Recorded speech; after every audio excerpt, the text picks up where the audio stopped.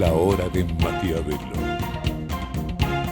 Para conocer a los que están detrás del poder.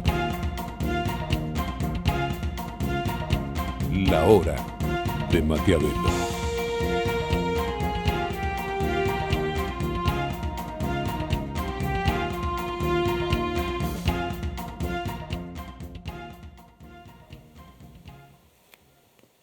Hola, hola, ¿qué tal? Bueno, bienvenido a esta nueva hora de Maquiavelo. Bueno, arranco con dos comentarios.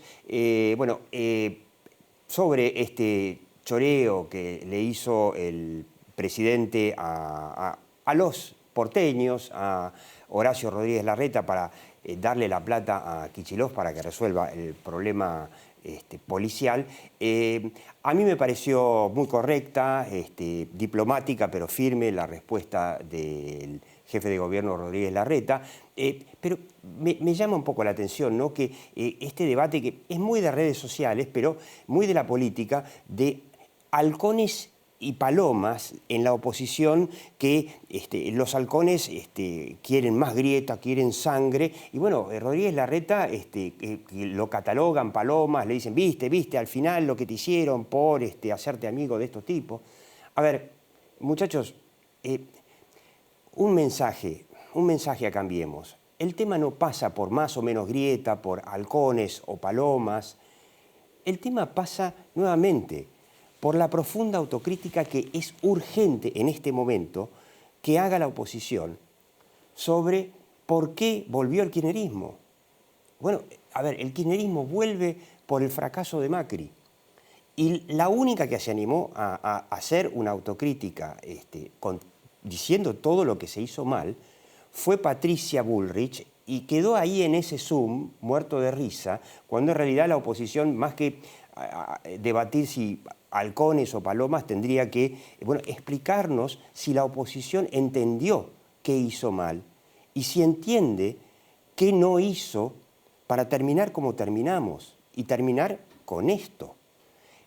La verdad que en estos momentos habría que pedirle a Mauricio Macri que se haga un costado, definitivamente, y bueno, va a haber que criticar su gestión por haber fracasado rotundamente en todo.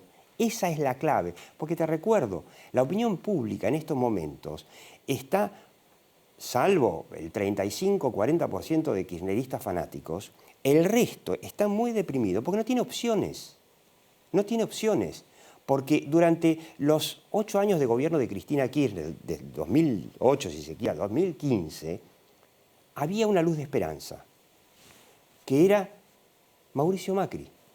Bueno, ya Macri fracasó y no hay a la vista un gobierno, una oposición que entienda que vamos a una cosa muy complicada y que ellos saben por qué y cómo salir de ella. Me recuerda esta protesta de la policía bonaerense, que obtuvo un aumento de sueldo que parece que va a ser del 50%. Me recuerda, pues yo soy viejo, vamos a hablar ahora en un ratito con Ricardo López Murphy, vamos a hablar de política, pero le vamos a preguntar por esto. Recuerda muy tristemente a lo que fue el Rodrigazo en el año 75, donde la CGT, no sé si era Lorenzo Miguel, pidió un aumento del 90%. Bueno, el gobierno, muy débil, se los dio, y por supuesto después vienen todos los demás. Y van a venir todos los estatales bonaerenses, y después van a venir todos los estatales de todas las provincias a pedir el mismo aumento, que el gobierno, por supuesto, se los va a tener que dar, ¿no? Imagínate, no le van a dar a la salud, no le van a dar a los maestros que están en su casa, por supuesto. Y bueno, con 6.000 millones de reservas, esto puede terminar realmente en un Rodrigazo, que fue nuestra primera hiperinflación.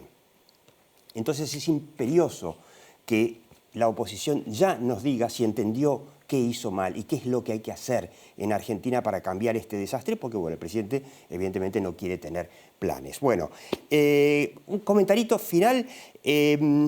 A ver, nosotros siempre decimos, Macri creía, imbuido por Durán Barba, por Marcos Peña, que la opinión pública era algo santo. Era dado por Dios y no se podía cambiar. Por eso es que decidieron no proponerle a la sociedad reformas que eran urgentes para que llegara a buen puerto, sino dijeron, bueno, nos hacemos los giles, acá está todo fenómeno, todo bárbaro. Porque Durán Barba, ¿qué decía Durán Barba? No se le puede proponer a la gente nada, no se le puede explicar nada porque partía de la base de que los argentinos son, no sé, idiotas. Ahora, el kirchnerismo es todo lo contrario. Fíjate vos, yo quiero que veas, recuerdes esto de las tomas de tierras, ¿no? Así como la suelta de presos, ¿no? Ahí, a ver si tenemos una imagen. Ahí tenemos una imagen, ahí estamos viendo una imagen de las usurpaciones de tierras, así como esta suelta de presos y lo de Vicentín. O sea, es evidente que así como el macrismo creía que la opinión pública no se debe tocar, gravísimo error, la madre de todos los errores de Cambiemos, bueno, es pedirle mucho a la opinión pública, ¿no? Que considere que no es delito la toma de tierras privadas o públicas, que considere que soltar los presos está fenómeno. Bueno, la verdad que vamos muy mal. Y yo me voy a sentar ahora con Ricardo López Murphy, como te decía. Vamos a preguntarle, no solamente que vamos a hablar de si el liberalismo ante esta catástrofe en la que estamos va a colaborar con Cambiemos o, como dijo José Luis Espert, hasta que Cambiemos no se haga liberal, vamos por nuestro lado. Y después les vamos a preguntar, por supuesto, ¿a dónde vamos económicamente? Quédate.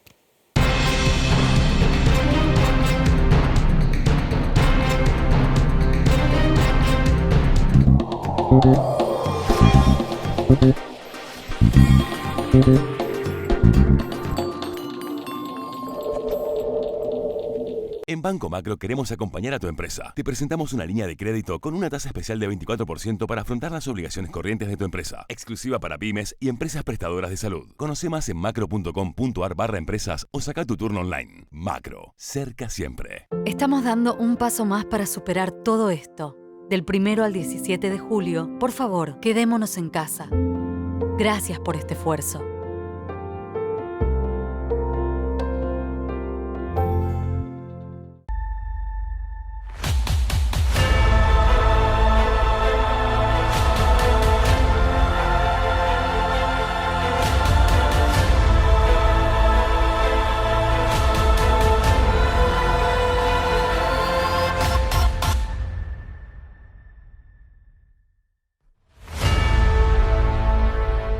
Enel Generación Costanera. Generamos la energía que vos necesitas para superar juntos esta emergencia sanitaria.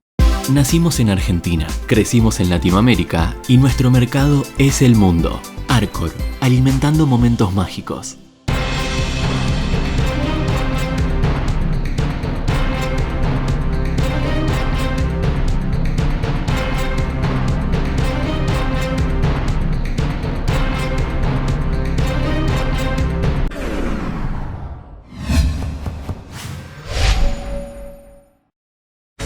¿25 años de la educación que hoy necesitas? En Universidad Siglo XXI somos líderes en educación online, MBA, maestría en administración de empresas, especialización en marketing y dirección comercial.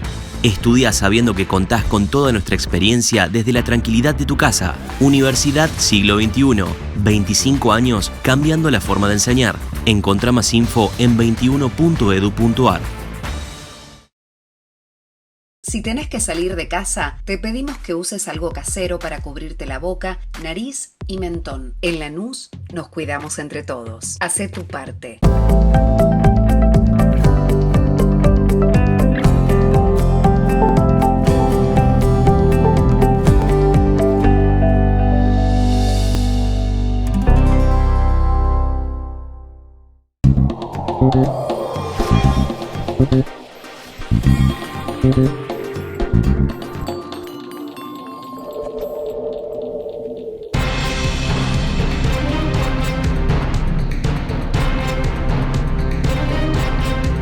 Ricardo López Murphy, es un honor. A ver, no hace falta decir que además de exministro de Economía muy fugaz, ahora le vamos a hacer una pregunta sobre eso, es un político liberal que está muy callado, pero antes de hablar de política, Ricardo, más o menos, yo creo que debemos tener más o menos la misma edad.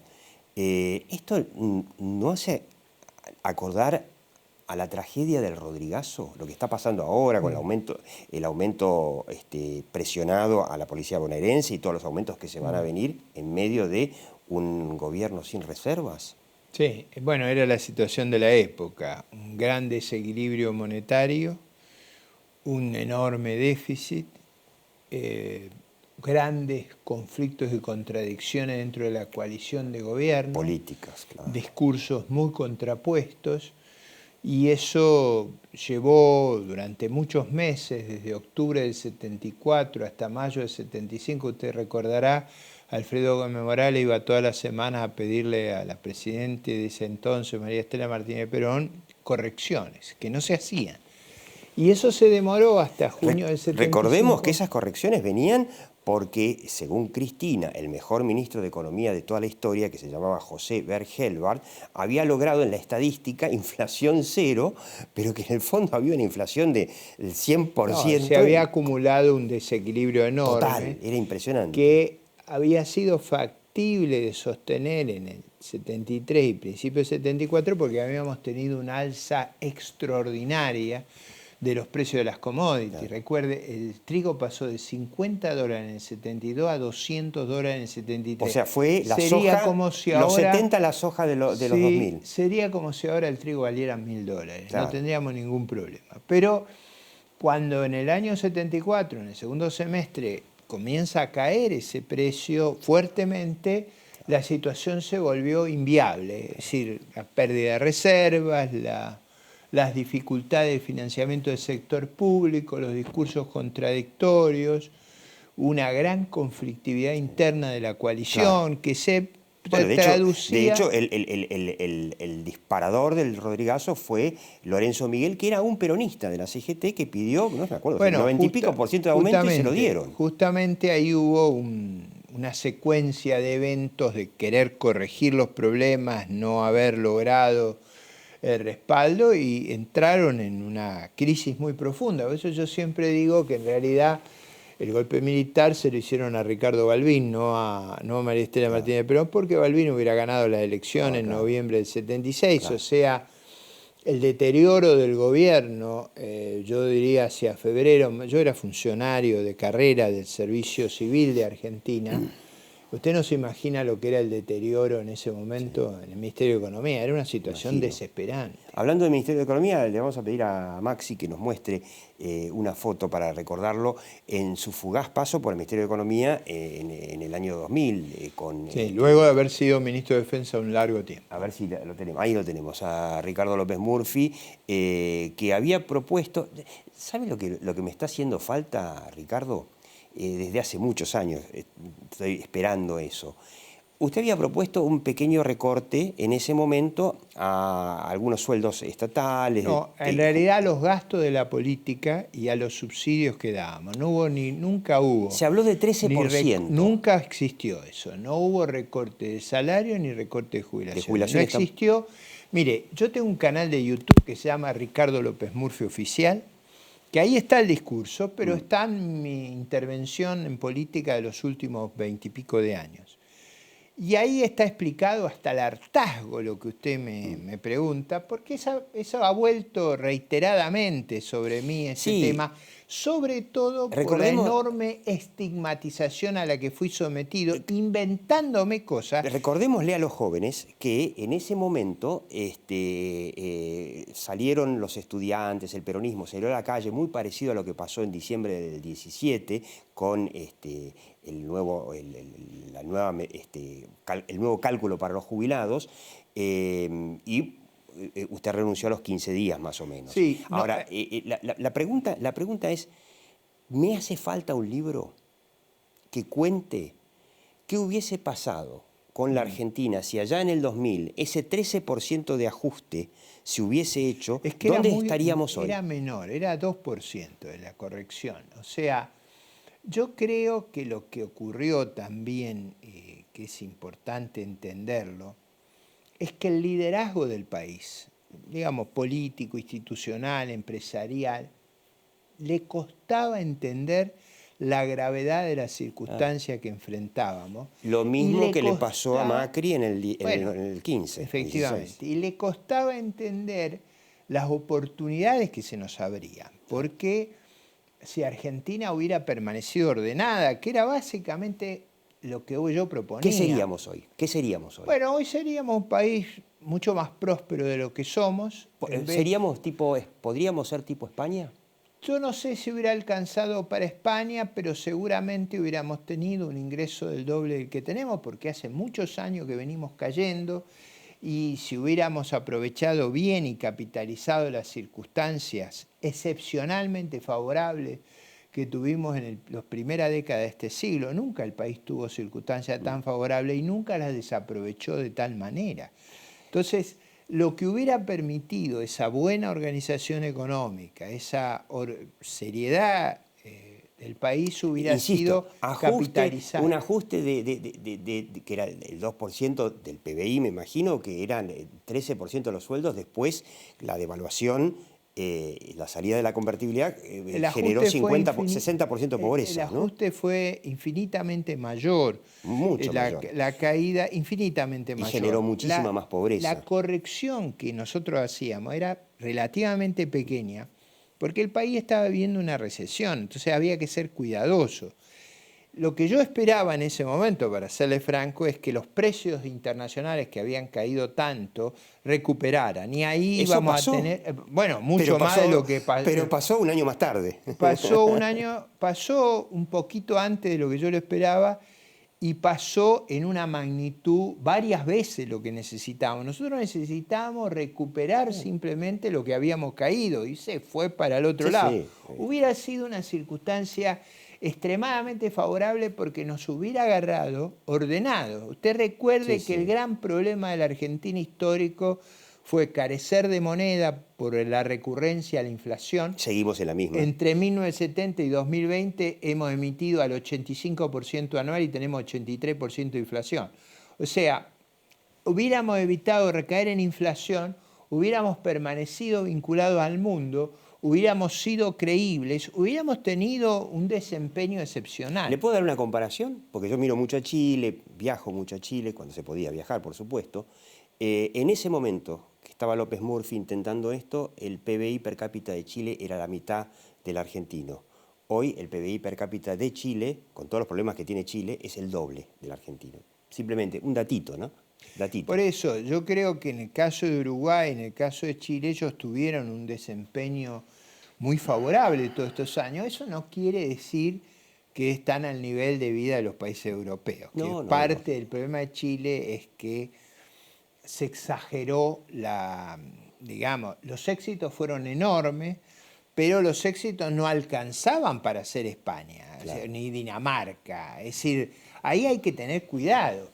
Pero sí creo que lo que nosotros procurábamos hacer era mantener las reglas que han usado todos los países exitosos en el mundo, que es estar integrados, ser disciplinados fiscal y monetariamente, tener un buen sistema financiero, un buen mercado de capitales. Si usted no tiene dónde financiar la inversión, si no tiene inversión, el gobierno dice, estamos con la industria, pero no con los bancos. A ver, sí, los bancos, muchachos, no hay industria, porque no hay nadie que la financia. Pero para terminar el capítulo económico, ¿vamos a un Rodrigazo?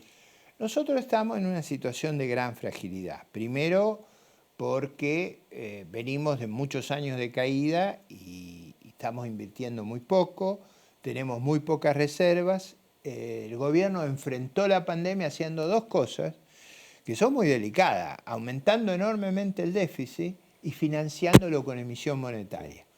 ¿Cómo han evitado que esa emisión monetaria generara una presión insostenible? Bueno, lo han hecho colocando una deuda enorme en el Banco Central y el Banco Central en los bancos.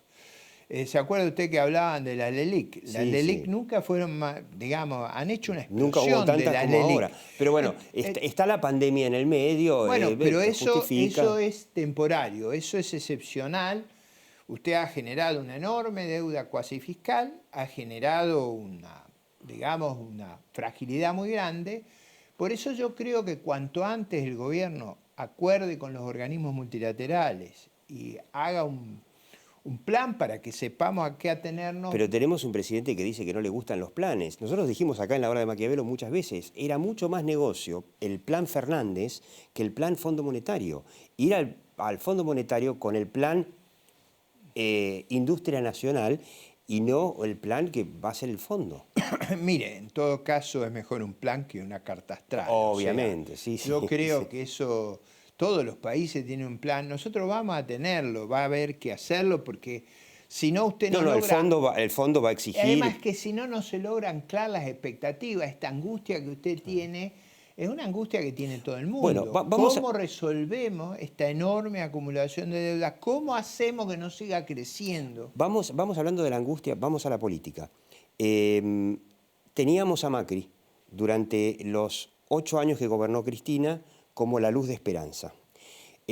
Hoy cambiemos, Macri sigue dando vueltas, sigue revoloteando, y salvo lo de Patricia Bullrich, te recomiendo que te metas que veas el programa pasado donde comentamos específicamente ese problema. Salvo Patricia Bullrich, nadie debate una autocrítica en Cambiemos que se necesita para que la gente diga, bueno, después de esto hay algo. Y por otro lado están los liberales, lo tuvimos a José Luis Espert hace un mes más o menos, donde dijo, nosotros nos vamos a presentar, pero no vamos a ir juntos con la oposición, a menos que se haga liberal. Y José Luis Espert dice que están charlando con usted, Ricardo López Murphy, de armar una opción liberal. ¿Y puede llegar a ser eso una competencia que no le haga bien a la oposición en un momento tan crítico de la Argentina? A ver, yo creo, para poner los términos donde deben estar, yo creo que hay una fracción de la sociedad argentina que está muy enfrentada al gobierno actual y a su narrativa y a su gestión, pero también, como usted bien señaló, está decepcionada con la gestión anterior. En ese sentido, a mí me ha parecido que ese segmento que se siente mal representado tiene que darse una organización, y estoy trabajando en construir un vehículo político que cumpla con los extremos de la Constitución Nacional. Usted no puede participar si no tiene un partido político. Y estamos construyéndolo y hacer también una actitud muy amplia con fuerzas afines. Yo he dicho Por hasta ejemplo, el hartazgo... ¿Es cierto lo que dice José Luis Espert? Yo he dicho hasta el hartazgo que vamos a formar un frente lo más amplio posible que esté con los liberales, pero que no sea de los liberales. O sea, si nosotros queremos ser relevantes en esta sociedad, no podemos ser sectarios ni excluyentes. No, porque una de las preguntas que yo tengo pero es... déjeme marcar otra cuestión. También he sido muy preciso, y en eso usted sabe muy bien que mi palabra es como una escritura. O sea, voy a cumplir lo que estoy diciendo, y yo admito que si no hay receptividad no lo podré hacer. Yo he dicho que es vital que la oposición entienda que el Senado de la Nación es un espacio crucial en nuestro voto institucional, y que mi opinión y la de la gente que me acompaña es que en senadores debemos unificar la oposición en ¿Dónde las se vota elecciones? ¿Senadores? ¿En Capital? No se vota No ni se vota en ni capital ni ni provincia. en provincia de Buenos Aires. Pero sí se vota en 8 provincias del país, donde nuestra voluntad es converger con la oposición y con Cambiemos. Con la oposición, y aprender una cosa que es muy importante, que es reglas de juego que generen la gobernanza, se sepa cómo se toman las decisiones, bajo qué cómo se adopta un programa. Bueno, una de las críticas de Patricia, ¿no? Que ¿Cómo había se una adopta mesa un chica que era programa? Macri y Peña, que era una mesita como esta más o menos, y nada más. Yo dejo las críticas de ellos que hagan todas las autocríticas que creo que son necesarias, pero tiene que haber reglas muy precisas para que usted pueda cooperar. Las reglas del 21 son muy importantes. En donde no haya elecciones de senadores, competiremos por una en diputados van a competir. Sí, lo vamos a hacer en el sentido de reflejar esa fracción de nuestra sociedad. O sea, van a ir, en donde haya, por ejemplo, voto a senador, va a haber únicamente una boleta a diputados. Va a haber cooperación para unificar en senadores por una razón muy simple. El riesgo de que no obtengamos o evitemos que alguien obtenga los 2/3 del Senado nos vuelve prácticamente un gobierno autoritario. Es muy peligroso. También he dicho, para que le quede claro a todo el mundo, a los propios y a los ajenos, que en el 23 tiene que haber una gran coalición republicana para que se termine el gobierno de los K y la Cámara. Y eso es una gran diferencia con lo que decía José Luis Espert, que decía, ni en el 21 ni en el 23, a menos que Cambiemos se haga liberal, cosa poco probable. Esa es una diferencia muy clara y yo nunca dejo lugar a dudas. Lo hago no por un afán protagonista. Pero entonces es muy difícil que se pongan de acuerdo, porque es una diferencia abismal. Yo nunca tengo un afán protagonista, yo nunca hablo de candidatura, yo hablo de construir los vehículos políticos y los frentes electorales. Sí tengo claro por qué estas definiciones, porque el riesgo en la Argentina, la elección presidencial se resuelve en primera vuelta. Entonces no hay espacio para el juego que se hizo en el 2019. Y probablemente no vaya a haber paso, ¿no?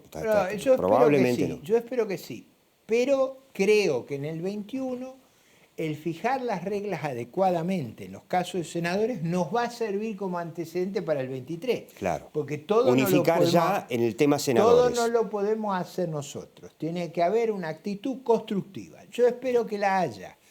Esa actitud tiene que formar un programa donde consuma claridad. Nosotros, depende cómo nos vaya en el 21, pesaremos en el 23. Si nos va muy bien electoralmente, prepárese para escuchar nuestras propuestas. Bien, una pregunta muy cortita para el cierre.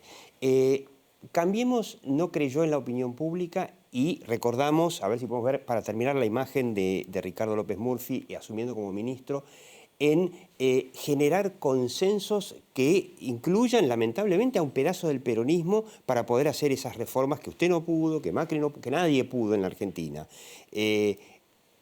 ¿Se va a poder hacer un pacto de la Moncloa en Argentina? Pregunta difícil para un minuto. No, yo diría, la Argentina tiene que poder enfrentar con sabiduría los problemas. No se los plantee para dentro de 3 años, plantéelo ahora. Sí. Es decir, el gobierno en vez de distraerse en hostigar a la oposición, romper institucionalmente los regímenes de coparticipación, tiene que concentrarse en gestionar, porque los desafíos los tenemos ahora. Ricardo López Murphy, y yo creo que si la oposición no sale de entrada con un pacto de la Moncloa en la Argentina, tenemos crisis para rato. Muchas gracias, ha sido un placer. Usted siga viendo La Hora de Maquiavelo aquí por Metro y por YouTube.